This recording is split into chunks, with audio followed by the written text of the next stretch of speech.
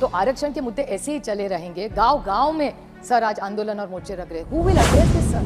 अभी आपके 200 एमएलए है और यहाँ 300 एमपी। सर एक सेशन बुला के अगर इन सबको न्याय देना अगर सरकार चाहे तो 1 मिनट में कर सकते। पार्टियां तोड़ो, घर तोड़ो, अपनी पार्टी बनाओ। पार्टियां तोड़ो, घर तोड़ो, अपनी पार्टी बनाओ। बेरोजगारी, सर बेरोजगारी तो डेटा ही बोलता है, मुझे और कोई बोलने की जरूरत नहीं है। ये तो 2 करोड़ वगैरह तो 15 लाख का जुमला वो तो अभी बोल बोल के थक गए हम।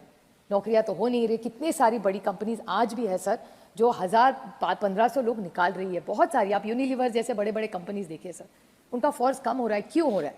इसकी तो कोई बात हो, चर्चा हो, लेकिन वो इसके बारे में कोई नहीं बोले जा रहा है। और जिस राज्य से मैं आती हूँ सर, महाराष्ट्र में बहुत सारी चीज़ें हैं जिसमें बहुत सीरियस चर्चा होनी चाहिए और बहुत सारा अनरेस्ट उस राज्य में आज है सर। सर मैं गिनवाती हूँ आपको आंदोलन किस किस में चल रहे हैं। आरक्षण का आंदोलन महाराष्ट्र में हो रहा है। आशा वर्कर और आंगनवाड़ी हमारी भगिनी वो आंदोलन कर रही है। डॉक्टर्स आंदोलन कर रहे हैं। टीचर शिक्षक आंदोलन कर रहे हैं। तलाठी की नौकरी का पेपर लीक हो गया, आंदोलन चल रहा है। और उसके बाद आप देखिए महिला आरक्षण का आपने तो बोला, उसका तो आगे कुछ हुआ ही नहीं, क्योंकि चेक तो साइन कर लिया, नाम भी लग दिया, लेकिन उस पर डेट ही नहीं है। तो कौन सी महिला के बारे? आप टोकनिज्म फिर से आता है। Symbolism is high, substance is low. आपने प्रेसिडेंट करवा दिया, अच्छी बात है, अच्छी बात है, हमको भी अच्छा लगा जब प्रेसिडेंट एक महिला बनी। लेकिन उसके बाद महिला आरक्षण का क्या हुआ? कुछ नहीं। हम तो यहीं तो बैठे थे, दोनों हाथ से ताली मारे थे, अच्छी बात हुई। फिर मेरे दोस्त मनीष तिवारी ने बोला सुप्रिया ये जुमला है और एक उस पर डेट ही नहीं है, तो वो तो इस साल तो नहीं हो रहा है। उसके बाद आप देखिए दवाई हमारे यहाँ, उसमें भी महाराष्ट्र में गड़बड़ है। उसके बाद जिसके बारे में इन्होंने कहा मणिपुर के बारे में, तो कोई किसी ने कुछ भी नहीं कहा। इतने असंवेदनशील हो गए हम लोग कि जहाँ आज हो रहा है उधर problem, it is a boiling pot sir. Should we not discuss? Is it not a moral duty? Words, it's not only about using ice. Ice मतलब सर, आइस मतलब बर्फ नहीं, आइस मतलब इनकम टैक्स, सीबीआई और ED. पार्टियां तोड़ो, घर तोड़ो, अपनी पार्टी बनाओ। कांग्रेस मुक्त भारत करने वाले थे, जितने कांग्रेस वाले कांग्रेस में नहीं रहे उतने बीजेपी में दिखते हैं सर, हर राज्य में, कश्मीर टू कन्याकुमारी। तो मुझे लगता था कांग्रेस मुक्त मतलब कांग्रेस खत्म कर देंगे। मुझे नहीं लगा था कि निकल जाएंगे और ज्यादा उनके यहाँ ही लोग होंगे कांग्रेस के। ये तो कुछ और ही फॉर्मूला निकाल दिया। Where is the rural distress? मतलब किसान को अगर पैसा नहीं मिलेगा, सब बोल रहे 6000 रुपया। सर 6000 रुपया उसको मिलता है हर साल, लेकिन इसका मतलब नहीं है it has not doubled his income.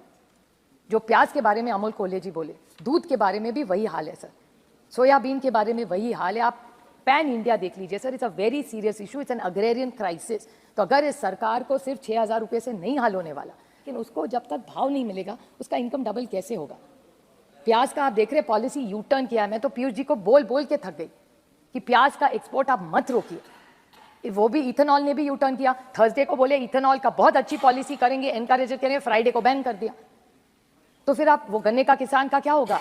उसकी कैसी घर कैसे चलेगा? उसके बच्चों की फीस वो देना चाहता है, दवाई लेना चाहता है, अच्छा जीना चाहता है। डबलिंग ऑफ इनकम फार्मर्स नहीं हुआ है सर, आप डेटा चेक कर लीजिए। तो we need to discuss this, we need to address. ये जिंगोइज्म से हल नहीं होने वाले प्रॉब्लम्स। एक तो मुझे बहुत कॉन्फ्लिक्ट हमेशा होता है, पिछले साल भी मैं बोली थी, आज भी मैं वही बोल रही हूँ कि 80 करोड़ लोगों को आप खाना देते, और यहाँ आप बोल रहे इतने सारे लोगों को आपने पॉवर्टी से बाहर कर दिया। तो ये नंबर क्यों नहीं बदल रहा है? अगर 80 करोड़ लोगों को कंसिस्टेंसी आप अनाज दे रहे तो then nobody has come out of poverty sir, it's a contradiction. Who has got out of poverty then, if you still have to feed them, sir? So there is something wrong in this number. The government must clarify where is this contradiction coming from. अनाज दे रहे अच्छी बात है, उसका स्वागत करते, लेकिन एक बार आप बोल रहे हैं कि पॉवर्टी से बाहर बहुत सारे लोग लग रहे, so then how it doesn't match. पिछली बार भी यही नंबर था, आज इस साल भी वही नंबर है sir. So this is a contradiction. This government is full of contradictions, sir. One more major point, sir, हमारे महाराष्ट्र में जो अब सबसे ज्यादा चल रहा है वो है मराठा, धनगर, लिंगायत और मुस्लिम समाज के आरक्षण का विषय बहुत चल रहा है सर, बहुत लड़ाई हो रही है। और मेरे ख्याल से अभी आपके 200 एमएलए है और यहाँ 300 एमपी। सर एक सेशन बुला के अगर इन सबको न्याय देना अगर सरकार चाहे तो 1 मिनट में कर सकती, लेकिन कर नहीं रही।